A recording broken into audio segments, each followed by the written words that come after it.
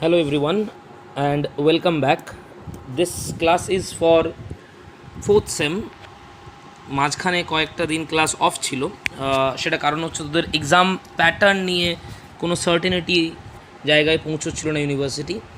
ফার্স্টে ঠিক হচ্ছিল যে এমসিকিউ প্যাটার্নে হবে, অ্যান্ড দেন এমসিকিউ প্যাটার্ন থেকে সরে এসে এখন যেটা ঠিক হয়েছে সবাই জানিস নিজেরাও যে 20 নম্বরের পরীক্ষা হবে, অ্যান্ড যে নাম্বারটা পাবি সেটা মাল্টিপ্লাইড ইন 2। যেহেতু একবার এমসিকিউ, একবার লং, একবার শর্ট, এইরকম একটা কনফিউশন চলছিল, সেই কারণে ক্লাসগুলো মাঝখানে অফ রাখা হয়েছিল, কারণ কোয়েশ্চেন প্যাটার্ন অনুযায়ী প্রিপারেশনটাও আলাদা হয়।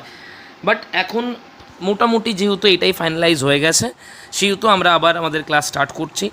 অ্যান্ড সবচেয়ে মাথায় রাখতে হবে যেটা হয়েছে তো খুব বেটারই হয়েছে, কারণ লং কোয়েশ্চেন মাত্র একটা করতে হবে পার কোর্স থেকে। শুধু তাই নয়, ভেবে দেখবি যেটা সবচেয়ে ভালো জায়গা হয়েছে যে অপশান কিন্তু কমেনি। আগে আমাদের ছটা পড়তো, 3টে করতে হতো, কোনো কোনো পেপার থেকে 8টাও পড়তো যদি অর থাকতো। কোয়েশ্চেন পড়বে সেই কটাই, কিন্তু করতে হয় মাত্র একটা। অর্থাৎ প্রত্যেকটা কোর্স থেকে যে কোনো একটা সেকশন যদি আমরা একটা টপিক কভার করে নিই, তাহলে সেক্ষেত্রে লংয়ের কিন্তু প্রেশারটা পুরো সরে যাচ্ছে। পুরো ফোকাসটা কিন্তু আমাদের এবারে করতে হবে, ভেবে দেখবি একবার, এই শর্টটার ওপরে। কারণ লংটা নিয়ে আর প্রেশার নেওয়ার কিচ্ছু নেই। জাস্ট 3টে লং আমাদের করতে হবে 3টে পেপার থেকে, তার জন্য ম্যাক্সিমাম 6টা লং করলেই enough. So long is no more a worry for us. Now we will have to concentrate in the short portion. কারণ শর্ট কিন্তু চেঞ্জ হয়নি। শর্ট যেমন 10টা আমাদের পড়তো, 5টা করতে হতো, 10 নম্বর থাকতো, এক্স্যাক্টলি সেই প্যাটার্নটাই কিন্তু থাকছে। সো কনসেন্ট্রেট খুব ভালো করে কিন্তু শর্টগুলোকে করতে হবে, ঠিক যেভাবে আমরা ফার্স্ট সেকেন্ড সেমিস্টার করেছি, থার্ড সেমিস্টার করেছি, এক্স্যাক্টলি সেইভাবে কিন্তু আমাদেরকে শর্টটাতে মনোনিবেশ করতে হবে। লাস্ট যে ক্লাসটা আমরা আপলোড করেছিলাম সেখানে আমাদের ঘোস্ট হচ্ছিল। ঘোস্টের অ্যাক্ট টু এর 2টো প্যারাগ্রাফ আমরা দেখেছি। নিশ্চয়ই ঘোস্টের ইন্ট্রোডাকশন, টাইটেল, ক্যারেক্টার্স এগুলো সব মনে আছে। অ্যালভিং বা রেজিনা ইংস্ট্র্যাঙ্ক, জেকব ইংস্ট্র্যাঙ্কের সঙ্গে জোয়ানা ইংস্ট্র্যাঙ্কের বিয়ে, বা the truth behind the parentage of Regina Engstrand, the reason behind the disease and the suffering of Oswald অ্যালভিংকে প্যারিসে পাঠানোর কারণ কী, কে মনে করতেন আইডিয়াল ওয়াইফ না মিসেস অ্যালভিং, আইডিয়াল মাদার না, কেন তার এই মতামত, ইন্স্যুরেন্সের ব্যাপারটা, ক্যাপ্টেন অ্যালভিং অরফানেজ, এই সমস্ত তথ্যগুলো আমরা দেখেছি, নিশ্চয়ই মাথায় আছে। অ্যাক্ট 1 সম্বন্ধে যদি কারোর কোনো ডাউট থেকে থাকে, পুরনো যে ক্লাসগুলো আছে সেগুলো একটু কভার করে নিবি। অ্যাক্ট 3 অবধি কমপ্লিট করে নেওয়ার পরে এখান থেকে যা যা শর্ট কোয়েশ্চেন আছে, যত শর্ট কোয়েশ্চেন আছে আমরা সেগুলো ডিসকাস করব, যাতে করে আমাদের কোনো প্রবলেম না হয় ফাইনাল এক্সামিনেশনের ক্ষেত্রে।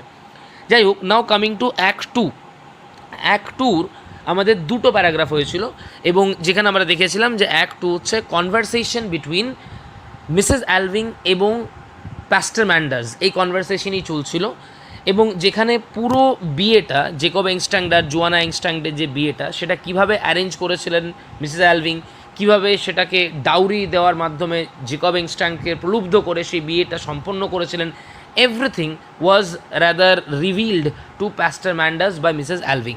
এবং সেখানে প্যাস্টার ম্যান্ডাসের রিয়াকশান আমরা দেখেছিলাম। He was very worried, not because of the marriage, সেটা তো একটা কারণ, অবভিয়াসলি এইরকম ইমমরাল ম্যারেজ তার মতন রিলিজিয়াস পার্সন বা রিলিজিয়াস মাইন্ডেড পার্সন তিনি কখনো সমর্থন করতে পারেন না। তার চেয়েও বেশি প্রবলেমের কারণ, তার চেয়েও বেশি তার আপত্তির কারণ ছিল যে জেকব ইংস্ট্র্যাঙ্ক এইরকম ইমমরাল ম্যারেজে তাকে পার্টিসিপেট করিয়েছে। That is Joanna Engstrand and Jacob ইংস্ট্র্যাঙ্কের বিয়েটা অফিসিয়ালি দিয়েছিল কিন্তু pastor Manders, and Jacob Engstrand did not reveal anything about the secret to pastor Manders. As a result of it pastor Manders একটা guilty feeling তার মধ্যে হচ্ছে, একটা অপরাধ বোধ হচ্ছে যে সে এইরকম একটা ইমমরাল বিয়ে আয়োজন করেছিল, ইমমরাল বিয়েকে অনুষ্ঠিত করেছিল। As a result of it he was feeling rather a prick of conscience, যেটা আমরা বলছি গিল্টি ফিলিং, একটা অপরাধ বোধ তার মধ্যে কিন্তু কাজ করছিল। এবং তারপরে দ্বিতীয় প্যারাগ্রাফে কিন্তু আমরা বেশ কয়েকটা ইম্পর্টেন্ট লাইন দেখেছিলাম, যেখানে মিসেস অ্যালভিং কিন্তু একটা ক্লিয়ার ডিফারেন্স দেখাচ্ছেন between the marriage of Jacob Engstrand and Joanna Engstrand and the marriage of Mrs Alving and captain Alving. পার্থক্যটা কোথায় দেখবি, যখন প্যাস্টার ম্যান্ডাস বলেছিল যে সেম তোমাদের বিয়েটা, সঙ্গে সঙ্গে কিন্তু কেসেস আর ডিফারেন্ট বলছে, প্যাস্টার ম্যান্ডাসের দিক থেকে একটা ডিফারেন্স আছে, আবার জোয়ানা মিসেস অ্যালভিংয়ের দিক থেকেও কিন্তু একটা ডিফারেন্স আছে। এবং সেখানে আরেকটা জিনিস আমরা দেখেছিলাম, সবচেয়ে ইম্পর্টেন্ট লাইন যেটা আমরা দেখেছিলাম, দেখবি, I often think that law and order are at the bottom of the misery in the world. এটা হচ্ছে মিসেস অ্যালভিংয়ের রিয়েলাইজেশন। কোশ্চেন পড়তেই পারে কার এই রিয়েলাইজেশন, কার সামনে এই রিয়েলাইজেশন তিনি রিভিল করছেন এবং কনটেক্সটটা কী, কেন তার এইরকম অনুভূতি হয়েছিল। প্যাস্টার ম্যান্ডার্সের মতে দুজনের যে বিয়েটা, জেকব অ্যাংস্ট্রাইং আর জোয়ানা অ্যাংস্ট্রাইং আর ক্যাপ্টেন অ্যালভিং আর মিসেস অ্যালভিং, এই দুটো বিয়ের মধ্যে একটা বেসিক পার্থক্য হচ্ছে জেকব অ্যাংস্ট্রাইং আর জোয়ানা অ্যাংস্ট্রাইংয়ের ম্যারেজটা কিন্তু প্রপার ওয়েতে নয়, সিক্রেট রিভিল করে একটা ইমমরাল বিয়ে। অন দ্য আদার হ্যান্ড যদি দেখা যায় প্যাস্টার ম্যান্ডার্সের দিক থেকে ক্যাপ্টেন অ্যালভিং আর মিসেস অ্যালভিংয়ের বিয়েটা কিন্তু absolutely according to the law. যেহেতু প্যাস্টার ম্যান্ডার্স একজন রিলিজিয়াস মাইন্ডেড পার্সন, একজন কনভেনশনাল ট্র্যাডিশনাল পার্সন, সেহেতু সে সব কিছুকে মরালিটি, ল, ন্যায়, উচিত অনুচিত এই দিক থেকে বিচার করে। However a lady like Mrs Alving, যাকে সারা জীবন ভুগতে হয়েছে, সে কিন্তু আজকে এই ল অ্যান্ড অর্ডারকে দায়ী মনে করে। অ্যান্ড অ্যাবসলিউটলি যদি তার দিকটা আমরা ভেবে দেখি, আজকে সারা জীবন ধরে তাকে ভুগতে হয়েছে, even she is not able to reveal the secret to her son, she is not able to reveal the secret to anyone else, এবং এই যে ব্যর্থ বিয়ের বোঝাটা তাকে সারা জীবন বয়ে বেড়াতে হচ্ছে just because of law, order, এইসবের কারণে। And that is the reason why she claims that according to her law and order এটা হচ্ছে সমস্ত মিজারি, দুনিয়ায় যত দুর্দশা, দুনিয়ায় যত সমস্যা, জটিলতা, সমস্ত কিছুর মূল, সমস্ত কিছুর বটমে কিন্তু এই ল অ্যান্ড অর্ডার। ক্লিয়ার হচ্ছে জায়গাটা? এবং তার সঙ্গে তার আরও একটা কারণ, তার মতে তার এই সাফারিংয়ের আরেকটা কারণ হচ্ছে কাওয়ার্ডাইজ। তার মধ্যে একটা ভীতি, তিনি নিজেকে ভীতু বলে সম্বোধন করছেন এবং তিনি বলছেন যদি তার মধ্যে ভয় না থাকতো তাহলে তিনি এইটাকে কখনো গোপন করতেন না, অ্যাটলিস্ট তার সন্তান ওসওয়াল্ড অ্যালভিংকে পুরো তথ্যটা জানাতেন। তার মধ্যে ভয় আছে বলেই তিনি কাওয়ার্ড বলেই, বা তার মধ্যে কাওয়ার্ডাইজ আছে বলেই তিনি এই ব্যাপারটা রিভিল করতে পারেননি, and that is the reason why she is suffering. আমরা আগের ক্লাসেও বলেছিলাম, দেখবি যে যদি জিজ্ঞেস করা হয় what are the reasons according to Mrs Alving why she had to suffer tremendously in her conjugal life, তাহলে তার মতে law and order, cowardice, and obviously the lustful, licentious, lecherous behavior of Captain Alving.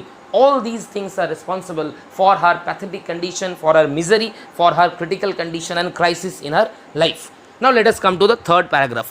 মন দিয়ে দেখবি কী কী বলা হচ্ছে, কী কী information পাচ্ছি, যেগুলো আমাদের ইম্পর্টেন্ট লাইন আকারে যদি কোয়েশ্চেন পড়ে, বা যেগুলো আমাদের ইম্পর্টেন্ট ইনফরমেশনস, থিম্যাটিক কোয়েশ্চেন্স যেগুলো, সেগুলো কিন্তু আলোচনা করছি আমরা, সেগুলো মাথায় রাখবি।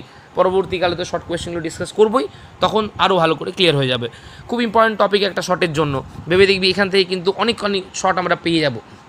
দেখো থার্ড প্যারাগ্রাফটা দেখবি, অ্যাক্ট 2 এর থার্ড প্যারাগ্রাফে যেটা সামারিটার, Manders points out that she taught her son to idealize his father, and as a mother she must feel forbidden to shatter his illusion. বলি গল্পটা কি, সারা জীবন মিসেস অ্যালভিং কিছুতেই তার সন্তান ক্যাপ্টেন ওসওয়াল্ড অ্যালভিংকে বুঝতে দেয়নি তার বাবার রিয়েলিটিটা। ক্যাপ্টেন অ্যালভিং রিয়েলি একজন লাইসেন্সিয়াস, ইভিল, ইমমরাল, একজন লাস্টফুল person.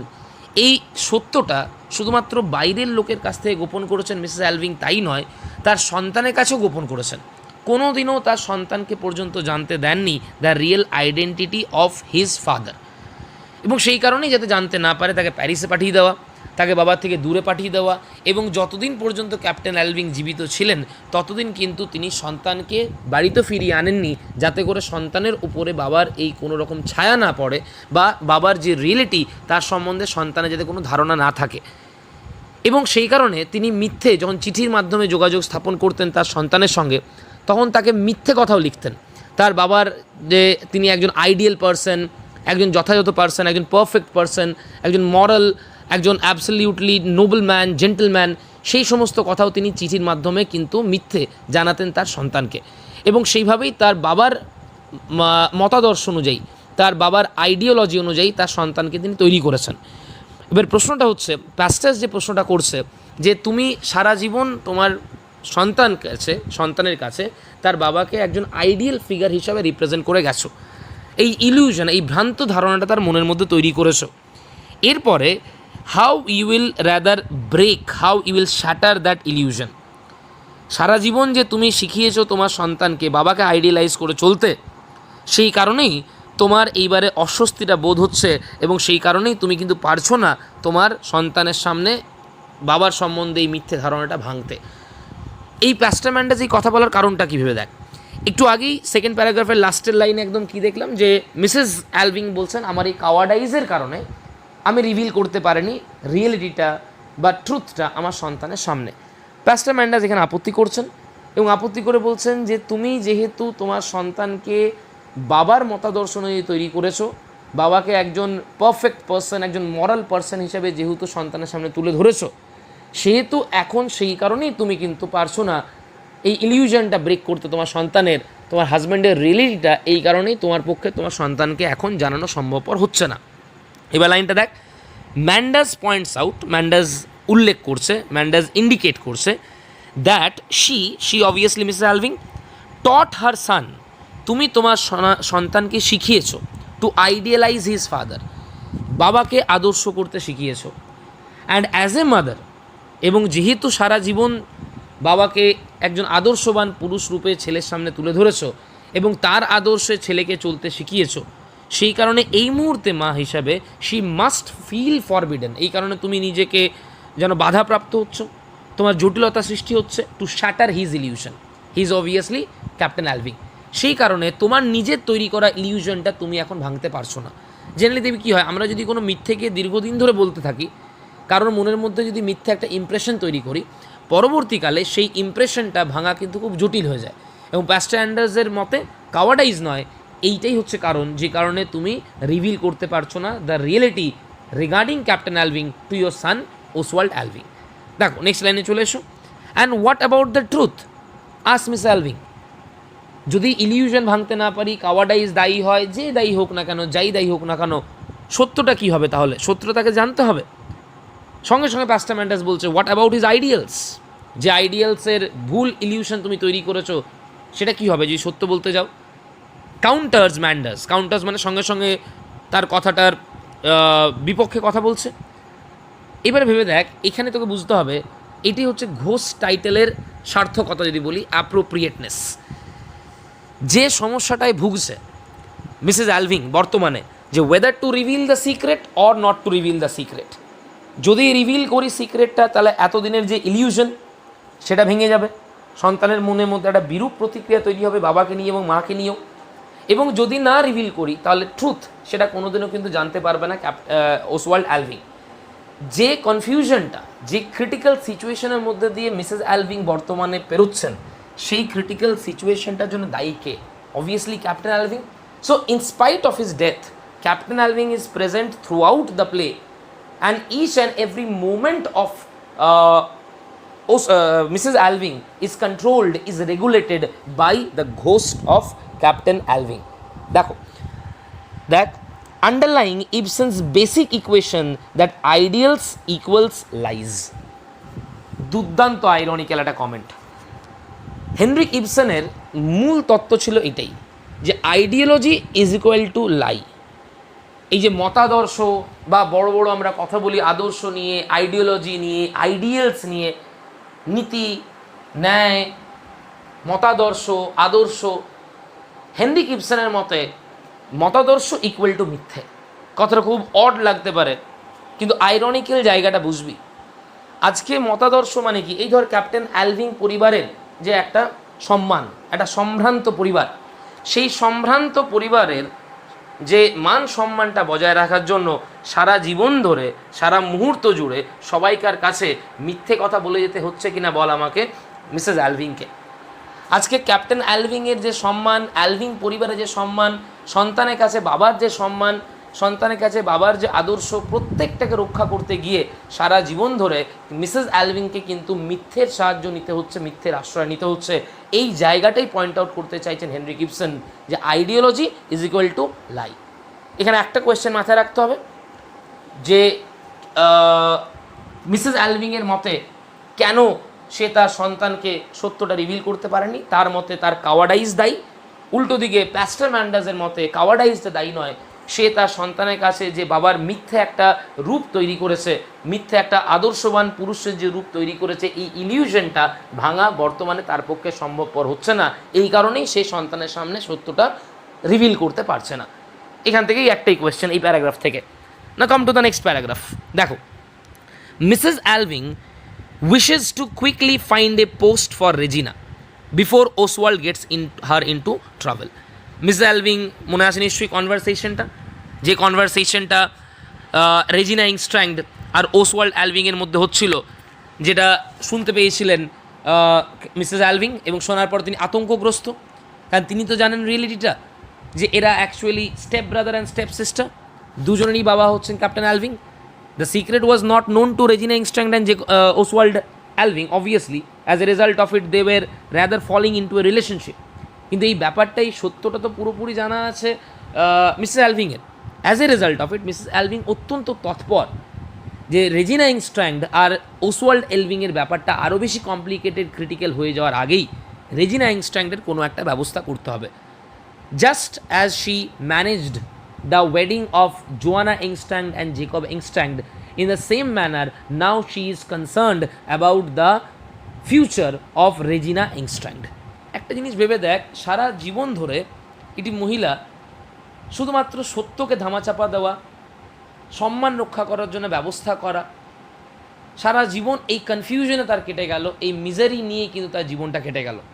Mrs Alving wishes to quickly find a post এখানে বলবো আমরা কোনো ব্যবস্থা করা for Regina before Oswald gets her into travel. Oswald তার জন্য কোনো বিপজ্জনক কিছু হয়ে উঠুক বা ওসওয়াল্ড আর রেজিনার সম্পর্ক আরও ভয়ঙ্কর কোনো পর্যায়ে পৌঁছে যাক, তার আগে রেজিনা ইংস্ট্র্যান্ডের কোনো একটা ব্যবস্থা করে দেওয়ার ব্যাপারে তিনি অত্যন্ত তৎপর। বাট শি রিগ্রেটস হার কাওয়ার্ডাইজ, কিন্তু এখনও তার সেই কাওয়ার্ডাইজ, তার সেই ভয়, সেটাকে নিয়ে তিনি অনুশোচনা করছেন, এবং তার মনে হচ্ছে তার এই ভয়টাই সমস্ত সমস্যার মূলে। যদি তার মধ্যে এই কাওয়ার্ডাইজ না থাকতো, যদি তার মধ্যে ব্রেভারি থাকতো, কারেজ থাকতো, সব কিছু সত্য সন্তানের সামনে রিভিল করে দেওয়ার, তাহলে কিন্তু অ্যাটলিস্ট এই কমপ্লিকেশনসগুলো অ্যারাইজ করতো না। এই রেজিনা ইংস্ট্র্যান্ড আর ওসওয়াল্ড অ্যালভিংয়ের যে সম্পর্ক, সেই কমপ্লিকেশনটা অ্যারাইজ করতো না।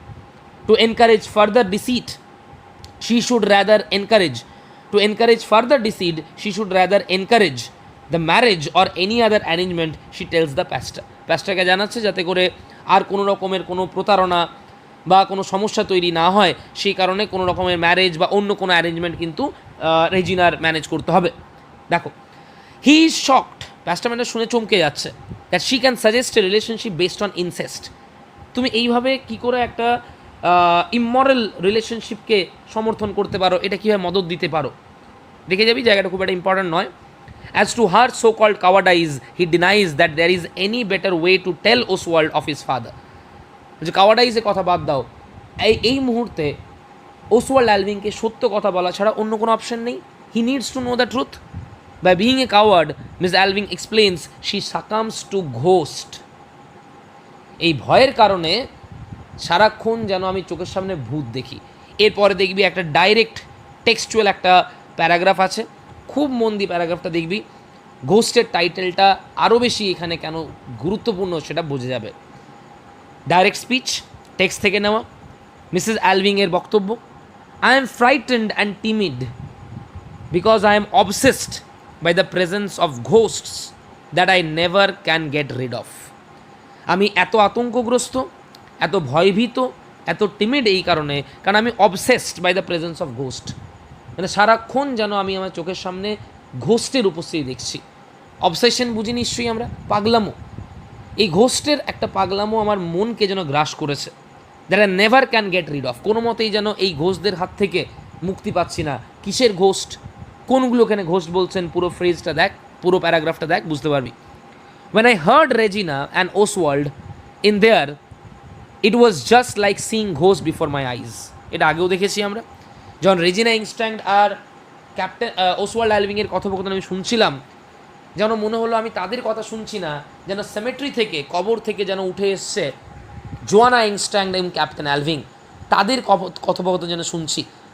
ঠিক যেমন জোয়ানা ইংস্ট্র্যান্ড আর ক্যাপ্টেন অ্যালভিং যখন ইমমরাল রিলেশনশিপে আবদ্ধ ছিল এবং বারে বারে তাদের কনভারসেশন, তাদের এই গোপন যে রিলেশনশিপ, সেই কনভারসেশন তিনি যেমন শুনতেন, এক্স্যাক্টলি সেইভাবেই যখন ক্যাপ্টেন অ্যালভিংয়ের সন্তান ওসওয়াল্ড অ্যালভিং আর রেজিনা ইংস্ট্র্যান্ডের কনভারসেশন শুনছিলেন, তখন তার একবারও যেন মনেই হয়নি যে তার সন্তান আর রেজিনা ইংস্ট্র্যান্ডের কনভারসেশন হচ্ছে। যেন তার মনে হচ্ছিল যে ghost of Joanna Engstrand, ghost of captain Alving, তারা যেন ফিরে এসছে এবং তাদের মধ্যে কনভারসেশন চলছে। I am half inclined to think we are all ghost. মাঝে মধ্যে আমার মনে হয় অ্যাজ ইফ যেন আমরা সময় ঘোস্ট। কেন, কোন দিক থেকে ঘোস্ট? না, we cannot live in the present, যেন আমরা সেই আঁকড়ে ধরে আছি পাস্টটাকে, এবং সেই অতীত নিয়ে আমরা যেন বেঁচে আসি, যেন বর্তমান বলে জীবনে কিছু নেই, ভবিষ্যৎ বলে কিছু নেই, প্রেজেন্ট ফিউচার সব কিছু যেন কন্ট্রোল হচ্ছে সেই পাস্ট দ্বারা। কারণ ঘোস্ট মানে মাথার বি ডেড, যে বর্তমানে উপস্থিত নেই। তাহলে এখানে ঘোস্ট কোন অর্থে বলছেন? পাস্ট। আমার মাঝে মধ্যে মনে হয় যেন আমরা সবাই ঘোস্ট। তার কারণ ভেবে দেখবি একবার, ওনার এই কথাটা বলার কারণ কি? কারণ বর্তমান বলে অ্যালভিং পরিবারে কিছু নেই, না মিসেস অ্যালভিংয়ের আছে, না ওসওয়াল্ড অ্যালভিংয়ের আছে। ভবিষ্যৎ বলে কিছু নেই। তাদের বর্তমান এবং ভবিষ্যৎ গ্রেটলি কন্ট্রোলড অ্যান্ড রেগুলেটেড হচ্ছে বাই দ্য পাস্ট, এবং সেই কারণে তার মনে হয় যেন আমরা সবাই ঘোস্ট, যেন ঘোস্টের মধ্যে সারাক্ষণ দিন কাটাচ্ছি, সময় কাটাচ্ছি। ইট ইজ নট অনলি, দেখে যাবি, it is not only what we have inherited from our fathers and mothers that exist again in us, but all sorts of old dead ideas and all kinds of old dead beliefs and things of that kind. বুঝতে পারলি কোন দিক থেকে ghost? মানে বাবা মার কাছ থেকে যে রূপ, যে চেহারা, যে সম্পত্তি, যে নাম, এইগুলো যে আমরা ইনহেরিট করি, এইগুলোই শুধু আমাদের সঙ্গে থাকে না, তার সঙ্গে আরও নানা রকমের জিনিস আমাদেরকে অ্যাকম্পানি করে, আমাদেরকে কোম্পানি দেয়। সেগুলো হচ্ছে কী কী? এই dead ideas, dead beliefs, old things. দেখেছিস, ডেড আইডিয়াস, ডেড বিলিভস মানে কি? ঘোস্টস। সমস্ত পুরনো চিন্তা, সমস্ত পুরনো ভাবনা, সমস্ত পুরনো বিশ্বাস, এই সমস্ত জিনিসগুলো সারাক্ষণ আমাদের আঁকড়ে ধরছে। এখানেই কিন্তু মাথায় রাখতে হবে হেনরি কিপসনের আইডিয়াটা, যে অল অফ আস অ্যাকচুয়ালি আমরা কিন্তু সারাক্ষণ ঘোস্টের দ্বারা আক্রান্ত। পুরনো কনজারভেটিভ, ট্র্যাডিশনাল, কনভেনশনাল ধারণা, old dead thoughts, old dead beliefs, old dead traditions, superstitions, customs, এইগুলোর মধ্যে আমরা বেঁচে আসি। এবং সেই কথাটা এখানে বলছে, লাইনটা আবার দেখবি, it is not only what we have inherited from our fathers and mothers that exist again in us, but all sorts of, শুধুমাত্র বাবা মার কাছে যেগুলো বংশানুক্রমিকভাবে পেয়েছি সেগুলোই আমাদের জীবনে এক্সিস্ট করে তাই নয়, সেগুলো তো করেই। তার সঙ্গে সঙ্গে এই যে old dead ideas, all kinds of old dead beliefs and things of that kind, they are not actually alive in us, হয়তো আক্ষরিক অর্থে বেঁচে নেই, but they are dormant all the same, সুপ্ত অবস্থায় কিন্তু সারাক্ষণ আমাদের মধ্যেই আছে। হয়তো অ্যাক্টিভ অবস্থায় বর্তমানে তারা আমাদের জীবনে নেই, কিন্তু সারাক্ষণ সুপ্ত অবস্থায় আমাদের মনের মধ্যে কিন্তু তারা অবস্থান করছে। এই দিক থেকে কিন্তু title of the ghost is very significant, and we can never be rid of them. কোনো মতেই কিন্তু আমরা এই old thoughts, dead beliefs, old customs, traditions, superstitions, old fears, এইগুলো থেকে কোনো মতে আমরা মুক্তি পেতে পারবো না। Whenever I take up a newspaper and read it, যখনই কোনো নিউজ পেপার আমি পড়ি, I fancy, that is I imagine, I see ghost creeping between the lines. যেন মনে হয় খবরের কাগজে দুটো লাইনের মধ্যে থেকে যেন হামাগুড়ি দিয়ে বেরিয়ে আসছে ghost. Just think how her life was spoiled, how her life was disturbed, how her life was totally devastated because of her unsuccessful conjugal life, because of her miserable married life. There must be ghosts all over the world. They must be countless, অগণিত ভূত আছে, all as the grains of the sands. Imagine কর, বালির কণার মতন অজস্র ভূত চারিদিকে আছে। It seems to me, and we are so miserable, afraid of light in the sense knowledge of reality, all of us. ভেবে দেখেছিস তাহলে কোন দিক থেকে ভূত বলছেন? এখানে ভূত বলতে ওল্ড আইডিয়াস, ওল্ড থটস, এই যে ধর ক্যাপ্টেন অ্যালভিংয়ের যে পুরনো ইমমরাল যে লাইফটা, সেটা ভুলতে পারছেন কি? সারাক্ষণ যতক্ষণ রেজিনাকে ইনস্ট্যান্টকে চোখের সামনে দেখছেন, ততক্ষণ তার মনে পড়ছে যে Regina Engstrand is the result of the immoral relationship between her husband and Joanna Engstrand. আবার ভেবে দেখ, যখনই ওসওয়াল্ড অ্যালভিংকে দেখছেন, তখনই তার মনে পড়ছে যে তার হাজব্যান্ডের ইমমরাল লাইফের জন্য সিফিলিস যে রোগটা ধীরে ধীরে মৃত্যুর দিকে এগিয়ে নিয়ে যাচ্ছে তার ছেলেকে। তাহলে এই যে old ideas, dead ideas, old believes, এইগুলো সবগুলো কিন্তু তার সারা জীবনকে কন্ট্রোল করছে, এবং এই কারণেই তার মনে হয়েছে যে আমরা অগণিত নিউমারাস ভূত দ্বারা সারাক্ষণ ঘেরা হয়ে আছি, এবং কোনো মতেই কিন্তু আমরা তাদের কাছ থেকে রিড অর্থাৎ মুক্তি কিন্তু পাবো না। দেখবি নেক্সট চলে আসবে, ম্যান্ডার ব্লেমস, আন্ডারলাইন করবি জায়গাটা একটুখানি, ইম্পর্টেন্ট কোয়েশ্চন হয়, that these strange ideas on are reading, this subversive, underline কর লাইনটা, subversive in the sense dangerous, deadly, free thinking literature, ওই যে প্রোগ্রেসিভ রিডিং যেগুলো আমরা বলেছিলাম, নিশ্চয়ই মনে আসে। অর্থাৎ যদি কোয়েশ্চেন পড়ে প্যাস্টার ম্যান্ডাসের মতে মিসেস অ্যালভিংয়ের এই যে নানা রকম কল্পনা, নানা রকম আতঙ্ক, এই যে ভূত নিয়ে তার যে কনসেপ্ট, তার জন্য দায়ী কে? অ্যাকর্ডিং টু হিম, মিসেস অ্যালভিংয়ের যে progressive reading, subversive, deadly, dangerous যে free thinking literature, open minded যে লিটারেচার, যে প্রোগ্রেসিভ বুকস তিনি পড়েন, সেই কারণে তার মনের মধ্যে এইরকম উদ্ভ্রান্ত, এইরকম অমূলক, এইরকম ধারণা তার মনের মধ্যে তৈরি হয়েছে। দুটো জায়গার পার্থক্যটা বুঝবি, একটা ফার্স্ট হ্যান্ড এক্সপিরিয়েন্স, একটা সেকেন্ড হ্যান্ড এক্সপিরিয়েন্স। যে সমস্যাটা ফেস করে তার মনের মধ্যে যেরকম আন্দোলন, তার মনের মধ্যে যেরকম সাফারিংটা হয়, সেটা কখনোই কিন্তু যে সামনের ব্যক্তিটা শুনছে সে কখনোই সেটা ফিল করতে পারবে না, রিয়েলাইজ করলেও সেটা ফিল করতে পারবে না। এক্স্যাক্টলি এই পার্থক্যটাই হয়েছে মিসেস অ্যালভিং আর প্যাস্টার ম্যান্ডাসের মধ্যে। মিসেস অ্যালভিংয়ের এই রিয়েলাইজেশনগুলো তার সাফারিংয়ের কারণে, এই ভূত নিয়ে আতঙ্ক, ভূত নিয়ে তার মন্তব্য, এই ধারণাগুলো তার ওই সাফারিংয়ের কারণে, দীর্ঘমেয়াদী লং টার্ম যে সাফারিং, সেই কারণে তার মনের মধ্যে ধারণাগুলো তৈরি হয়েছে।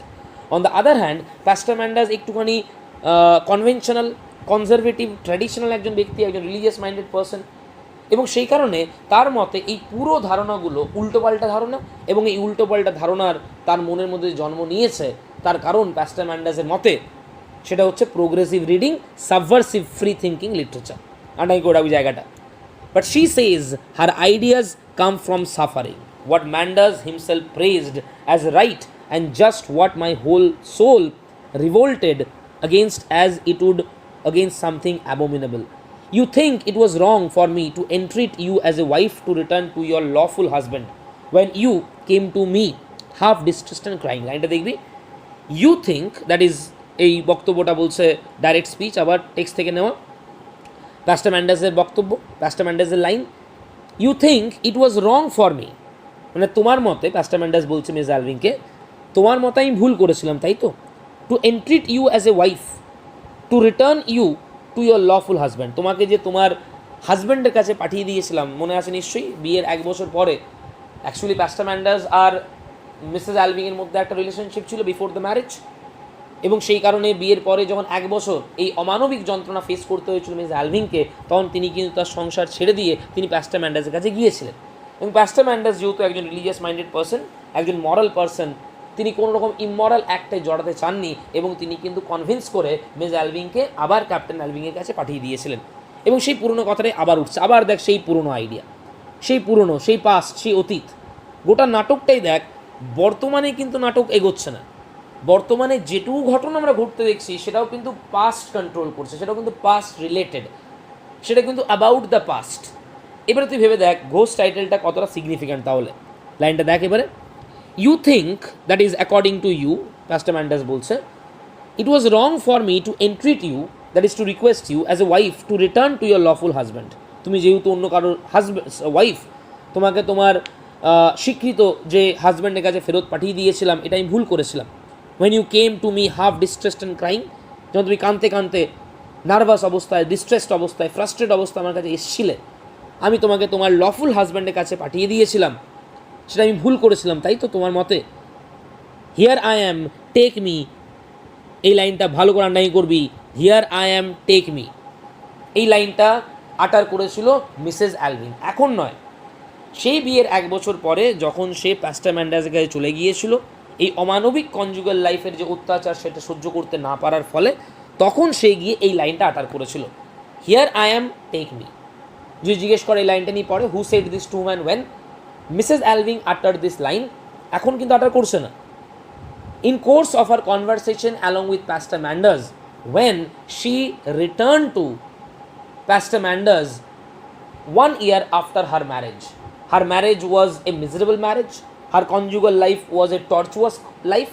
As a result of it, it was not possible for her to tolerate, endure this torture, and thus she wanted to escape from this marriage, and she went to she went to Pastor Manders. At that moment, she uttered this line, "Here I am, take me." তাহলে প্যাস্টার্স বলছে, যখন বিয়ের 1 বছর পরে তুমি distressed অবস্থায় কাঁদতে কাঁদতে আমার কাছে এসে বলেছিলে, here I am, take me, এবং তখন আমি তোমাকে ফেরত পাঠিয়ে দিয়েছিলাম, তাহলে তোমার মতে এটাকে আমি ভুল করেছিলাম? সঙ্গে সঙ্গে দেখ রিপ্লাইটা কত firm, I think it was, Miss Alving replies. Miss Alving বলছেন, yes, it was a wrong decision. দেখ, দুটো দিক হয় দেখার, একটা নৈতিক দিক হয়, নৈতিক অনৈতিক এই দিক হয়, আর একটা মানবিক দিক হয়। যদি আজকে আমরা এই জায়গায় বসে প্যাস্টার ম্যান্ডাসের সিদ্ধান্তটা বা মিসেস অ্যালভিংয়ের এই চলে যাওয়াটা নৈতিকতা অনৈতিকতার দিক থেকে বিচার করি, তাহলে অবশ্যই এটা অনৈতিক। Because A married man or a married women should never rather go to someone else apart from her husband or her wife. তার হাজব্যান্ড ওয়াইফকে ছেড়ে দিয়ে অন্য কারোর কাছে চলে যাওয়াটা উচিত নয়, if we speak of morality. কিন্তু যদি আমরা একটু মানবিকতার দিক থেকে ভাবি, একটু যদি হিউম্যানিটেরিয়ান গ্রাউন্ড দিয়ে ভাবি, আমরা মিসেস অ্যালভিংকে যে ধরনের টর্চার, যে ধরনের অত্যাচার, যে ধরনের প্রবলেম, কমপ্লিকেশন আর মিজারি ফেস করতে হচ্ছিল, there was no other option in front of her other than running away from this marriage. তার কাছে অন্য কোনো অপশন কিন্তু আর ছিল না। This was the only option left to her. And ভেবে দেখবি, আজকে সত্যিই যদি সেই মুহূর্তে প্যাস্টার ম্যান্ডাস তাকে গ্রহণ করতো, তাহলে কিন্তু অনেকগুলো লাইফ সেভড হয়ে যেত। তাহলে রেজিনা ইংস্ট্যান্ড, ওসওয়াল্ড অ্যালভিং, মিসেস অ্যালভিং, প্যাস্টার ম্যান্ডাস, এত কাউকে ভুগতে হতো না। এবং সেই কারণেই সেই দিক থেকে কিন্তু মিসেস অ্যালভিং বলছে যে ইয়েস, আমার মতে তুমি ভুল করেছিলে। প্যাস্টার ম্যান্ডাস জিজ্ঞেস করছে, আমি কি তাহলে ভুল করেছিলাম? কারণ প্যাস্টার ম্যান্ডাস একজন conservative minded person, and he is shocked to listen to the remark made by Mrs Alving. Mrs Alving বলছেন, yes, it was a wrong decision taken by you. I think it was, Mrs Alving replies, অত্যন্ত শান্তভাবে, অত্যন্ত গম্ভীরভাবে তিনি ব্যাপারটা বলছেন যে yes, that was a wrong decision taken by you.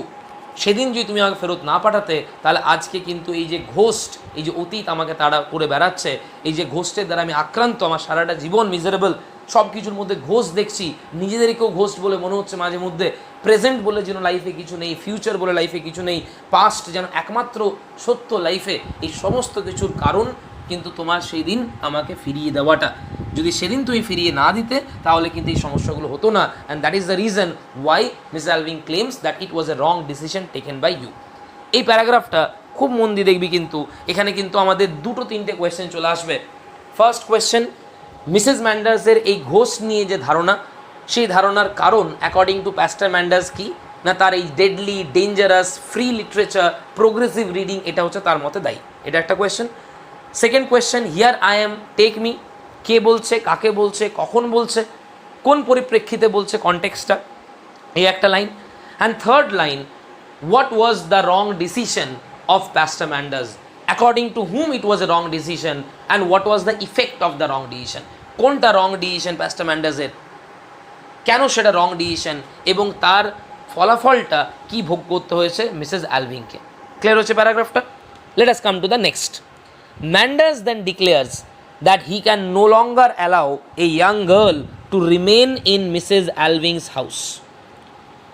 ব্যাপারটা অ্যাভয়েড করার চেষ্টা করছে, পাস্টের কথা ভুলে গিয়ে আবার প্রেজেন্টে আসছে।